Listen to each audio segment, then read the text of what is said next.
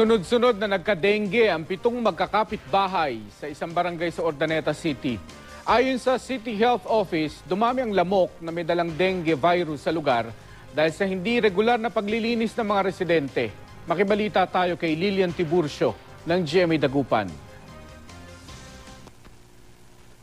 Kanilang kalusugan ang ilang residente sa Barangay Labit Proper, Urdaneta City.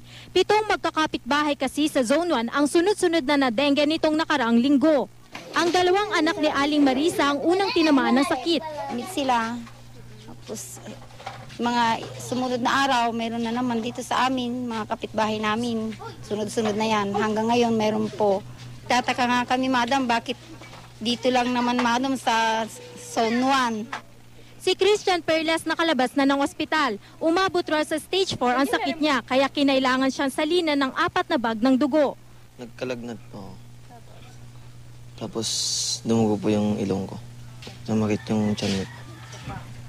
3 sa mga pasyente ang nasa maayos ng kalagayan habang nagpapagaling at inoobserbahan pa sa ospital ang 4 na iba pang tinamaan ng dengue. Sa isinagawang inspeksyon ng City Health Office na lamang hindi regular ang paglilinis ng mga residente sa kanilang paligid. Yan namin mga possible breeding places. Nakita namin doon mga gulong sa bubong, tapos sa backyard mga nakatambak na gulong na may mga tubig, kaya mas likely yun ang possible breeding places.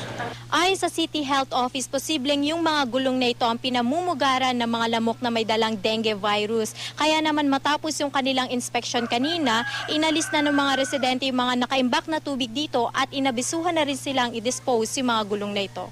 Naglagay din ang CHO ng tarpaulin sa lugar para ipaalala sa mga residente ang sintomas ng dengue at kung paano ito maiiwasan. Sakali mang tumaas pa raw ang kaso ng dengue, magsasagawa sila ng fogging. Lilian Tiburcio, Nagbabalita, Pilipinas.